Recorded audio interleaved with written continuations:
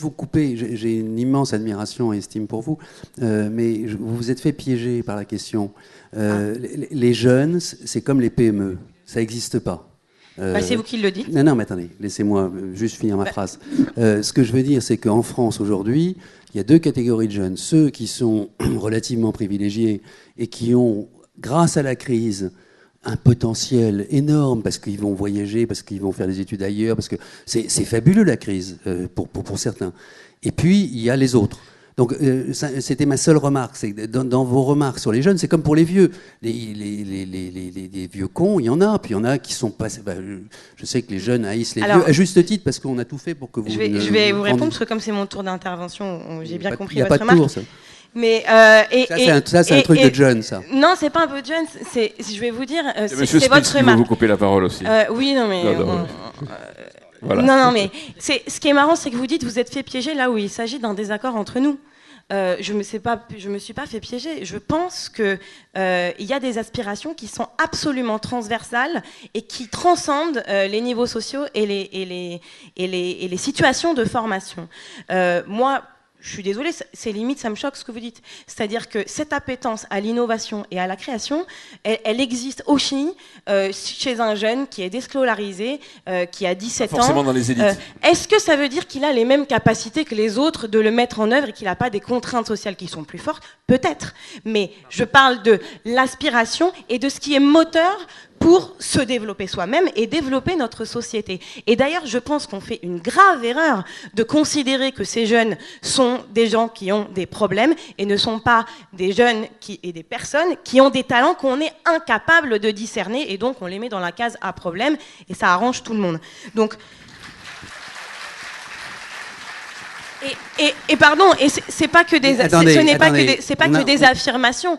Il y a par exemple, je vais pas rentrer dans le détail, je vous inviterai à le regarder, le groupement des créateurs, qui est un dispositif qui émane des missions locales, donc qui ne sont pas du tout des jeunes favorisés, ni universitaires, ni tout ce qu'on veut, et qui a fondé sa démarche sur le fait de proposer à ces jeunes de créer une activité, de devenir créateurs, et ils sont arrivés à peu près à 80% de taux d'insertion derrière, donc ils se sont bien appuyés sur cette envie, sur cette appétence, sur cette capacité-là, qui a révélé des jeunes qui justement sont dans ces situations sociales difficiles. Donc je crois que justement l'enjeu de notre société, c'est aussi d'être capable d'accueillir cette appétence, d'autant que le monde tel qu'il est en train d'évoluer, c'est aussi des possibilités immenses de créer. Je pense bien sûr à l'Internet et au e-commerce. Aujourd'hui, quand on a cette envie-là, on a la possibilité de s'y exercer. On pourrait mettre l'auto-entrepreneuriat aussi dans la même case. Ça veut dire que le rêve, Julie, c'est pas forcément pour les jeunes d'intégrer des immenses entreprises, c'est peut-être aussi de créer la leur. Il y a ce côté entrepreneuriat spontané, peut-être? Ça va dépendre des grandes entreprises. Il y a une chose qui paraît assez évidente, c'est qu'avec cette envie de créer, ces nouvelles possibilités et un rythme qui s'accélère, c'est-à-dire l'envie aussi de voir des résultats, d'être à l'action, les jeunes n'ont pas forcément l'envie, et ça sera de moins en moins le cas, de voler au secours des grandes organisations qui sont incapables de s'adapter au monde qui change et qui parfois, pour certaines d'entre elles, malheureusement, sont déjà mortes et n'en sont pas encore conscientes. Pensez aux partis politiques, aux syndicats en disant ça ? Aux partis politiques, aux syndicats, mais aux entreprises. C'est vrai que les partis politiques et les syndicats ont dit mais pourquoi il n'y a pas plus de jeunes entrepreneurs dynamiques, iconoclastes qui s'engagent en politique quand on dit s'il s'agit de changer le monde, entre passer 15 à 20 ans à faire l'apparatchik pour peut-être un jour avoir l'investiture dans une circonscription si on a la bonne tendance et être soumis à la discipline de vote à l'Assemblée nationale. C'est pour ça que vous n'avez pas fait de politique, Madame Coudry. Ou créer sa boîte et peut-être dans 5 ans être Mark Zuckerberg, ça c'est changer le monde. En tout cas, beaucoup pensent ça aujourd'hui. Et quand on crée, quand on agit, on est en prise avec le changement et on se dit pas je mène une vie où peut-être un jour je serai en position de pouvoir, si tant est que quand on y arrive, la politique ait encore autant de pouvoir qu'aujourd'hui. Donc je crois que c'est vrai pour ça, mais c'est aussi vrai pour les grandes entreprises. Demain, les jeunes peuvent aussi se détourner en tant que clients des entreprises qui ne sont pas capables de réinventer leur métier à l'aune de ces aspirations montantes et du monde qui vient. C'est-à-dire des entreprises qui n'ont plus de sens, qui n'ont plus d'éthique, qui n'ont plus de... Non, pas forcément, mais prenons l'exemple de l'industrie du musical. l'industrie musicale a tout d'un coup vu débarquer avec Internet le peer-to-peer, le partage gratuit. Donc c'est devenu terrifié, ils se sont dit, mais le peer-to-peer et le partage, c'est notre ennemi.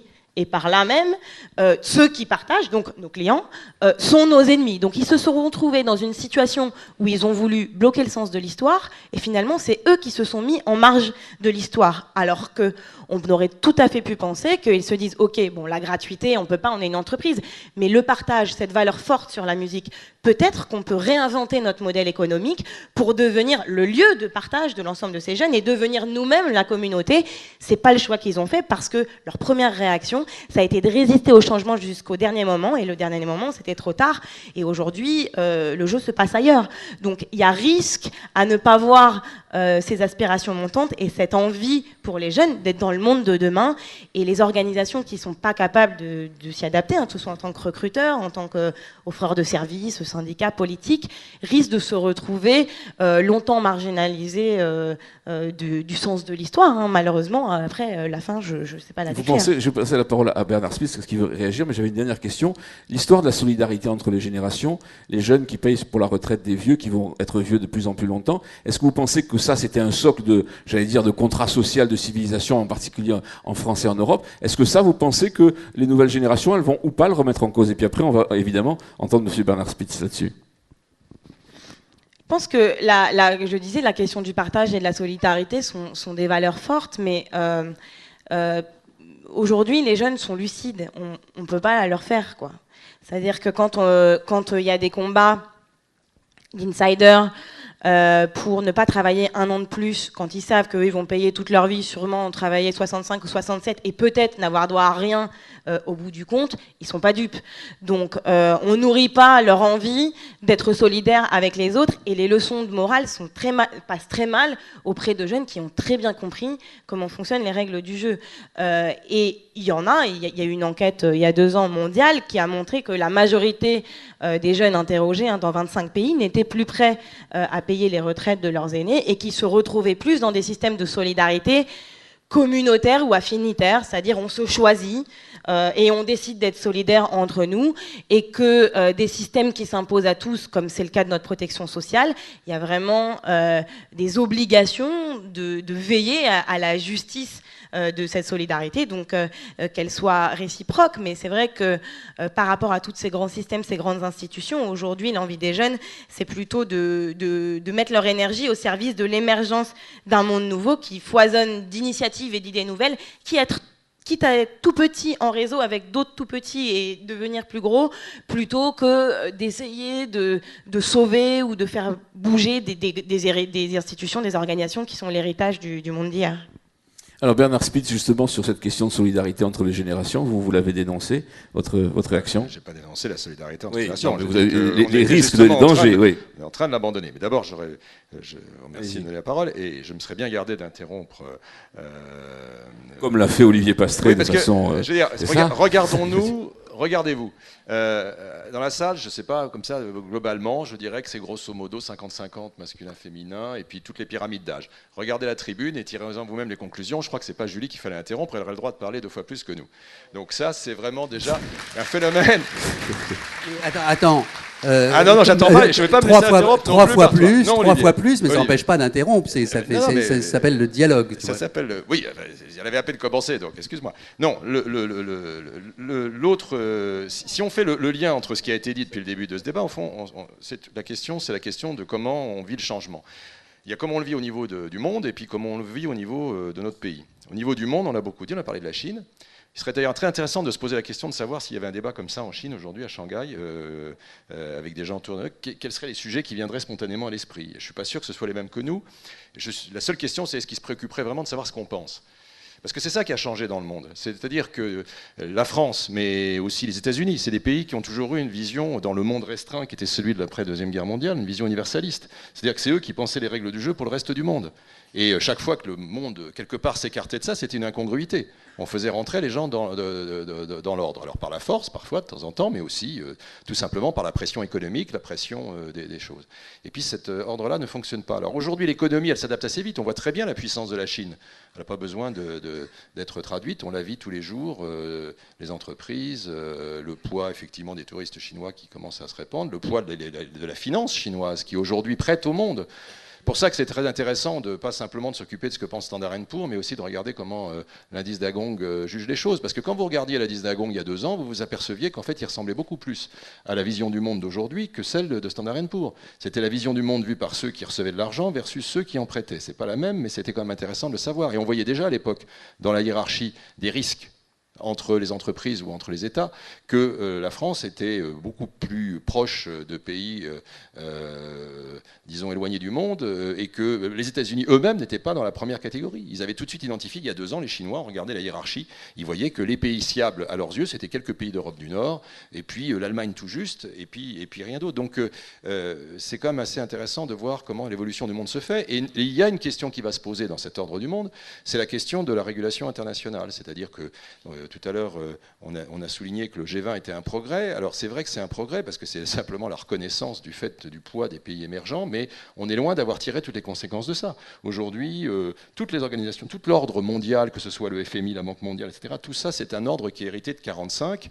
Et je ne parle pas du Conseil de sécurité des Nations Unies, où, comme vous le savez, la France et l'Angleterre ont tous les deux un siège, alors que des pays très importants, beaucoup plus importants que nous, n'en ont pas. On sait très bien que tout ça n'est pas tenable. Il y a donc un ordre international qu'il va falloir modifier, parce que s'il y a un déséquilibre trop violent entre ce qu'est la réalité du monde et ce qu'est le système qui est chargé de le réguler, forcément ça va mal se finir. Donc il y a aussi à intégrer la dimension sociale dans l'ensemble de la gouvernance internationale, et c'est pour ça que, par exemple, à côté du G20, il y a des exercices comme ceux des réunions entre partenaires sociaux, ce qu'on appelle le L20, c'est-à-dire l'ensemble des syndicats, le B20, l'ensemble des entreprises.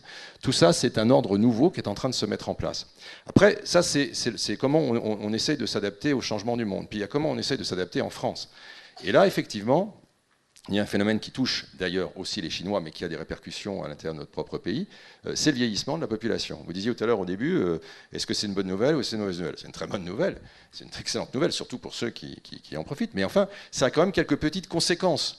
C'est-à-dire qu'on ne peut pas fonder un système en matière de protection sociale sur la répartition, c'est-à-dire très clairement à l'état, à l'instant T dans une société, il y a ceux qui travaillent, qui sont la société active, qui donc payent pour financer ceux qui ne travaillent pas, c'est-à-dire la protection sociale des enfants et puis celle des personnes âgées. Quand le rapport est, comme ça a été le cas dans l'après-guerre, le baby-boom, dans lequel il y avait une proportion très importante de gens qui travaillaient, qui étaient actifs et qui en plus, il n'y avait pas le phénomène du chômage massif qui faisait que donc il n'y avait pas de problème de financement. Le problème, c'est qu'à mesure qu'on a et à la fois le choc du chômage qui vient amputer une partie de la population active et le phénomène du vieillissement, sans parler du prolongement des études et des pré-retraites qui font que des deux côtés ça vient se contracter, on se retrouve avec un déséquilibre complet entre ceux qui payent et ceux qui reçoivent. Donc, où on attend et on s'endette pour financer le système.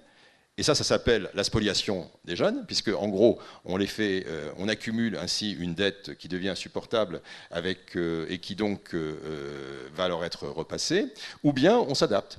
Et on a toujours refusé de s'adapter, parce qu'on a été la société française, mais d'autres, c'est pas ça, mais on a été dans le déni. Alors après, il y a plein de raisons, y compris politiques, sur lesquelles je ne veux pas revenir pour l'instant, peut-être qu'on aura le débat là-dessus tout à l'heure.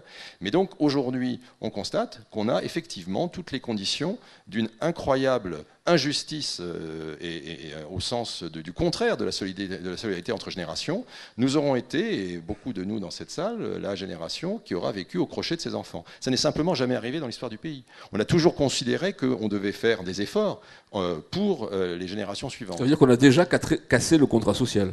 Alors on l'a cassé, enfin on l'a ignoré plus exactement, et donc il n'est pas trop tard, il n'est jamais trop tard, mais je crois que c'est un élément fondamental à prendre en compte, parce qu'au fond, le propre de cette situation, c'est que personne ne l'a voulu. C'est pas vrai qu'il y a des parents et les grands-parents qui n'ont pas voulu le malheur de leurs enfants. C'est simplement que dans l'espèce de déni général, on s'en est pas rendu compte, on a glissé, on a laissé passer les choses. C'était indolore pour toutes sortes de raisons, l'euro, la dette, bon, on a pu financer comme ça, on a vécu à crédit, et un beau jour, on se rend compte que d'une part, c'est difficile de vivre à crédit, parce que les créanciers, tout d'un coup, se disent, mais est-ce que ce crédit est solvable ? Et puis, on se rend compte aussi que le système, il n'est pas tenable comme ça, qu'il faut effectivement le changer structurellement. Et du coup, comme en plus on n'a pas un énorme renouvellement de notre personnel politique, c'est ceux qui disaient le contraire qui sont toujours là, qui font que donc ils ont un peu de mal à expliquer ça.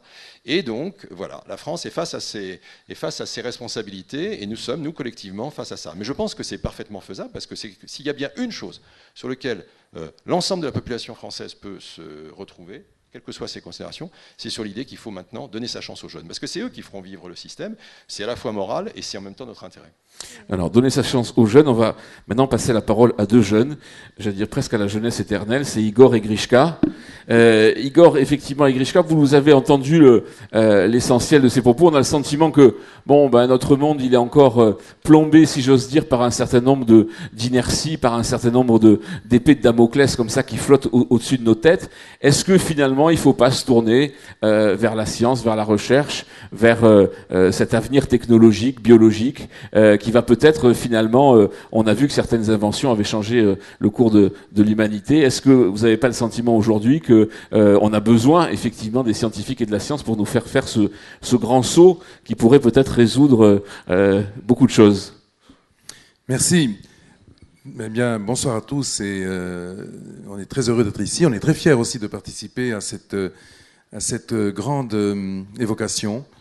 Ces silhouettes qui apparaissent, qui sont contradictoires, vous avez vu que nous sommes tous d'accord. On a vu apparaître ici des points qui sont contrastés et qui font apparaître ce que finalement l'époque, celle que nous vivons aujourd'hui, reflète. Et elle reflète quoi? Elle reflète quelque chose qui passe bien entendu par le présent, mais aussi elle porte une image un peu insaisissable, une image contradictoire de l'avenir. Alors, tu l'as dit tout à l'heure, il y a un grand défi qui s'ouvre à nous aujourd'hui, qui s'impose, c'est de savoir comment nous allons pénétrer dans cet avenir, comment nous allons le construire, un avenir humain, un avenir à notre mesure, un avenir tel que Igor et moi, par exemple, nous l'avons rêvé lorsque nous avons entamé notre traversée du rêve dans Temps X. Un rêve fabriqué par des hommes, notamment des auteurs de science-fiction. Un rêve qui porte aussi l'espérance incarnée par la science. Tu as mis évidemment au cœur de ce débat, en tout cas de notre présence ici, de sa légitimité, une certaine idée de la science. Quand j'ai eu le plaisir de passer sur les bancs de Sciences Po, on m'a appris qu'il y avait deux facteurs de croissance importants. D'un côté, le capital, au sens marxiste du terme, et puis de l'autre, le travail. Et on mettait un troisième facteur, mais qui n'était pas totalement déterminant, en tout cas dont le poids n'était pas aussi dominant que les deux autres, qu'on appelle le progrès technique. Et quand on se place en face de ce que représente le progrès technique, une question vient immédiatement à l'esprit. Qu'est-ce que veut dire, en fait, changer pour une société? Qu'est-ce que veut dire évoluer? Évoluer, ça veut dire changer, ça veut dire intégrer les effets concrets sur la nature et donc sur la société de la science et de sa fille aînée qui est donc, ou de son bras régulier qui est donc la technologie.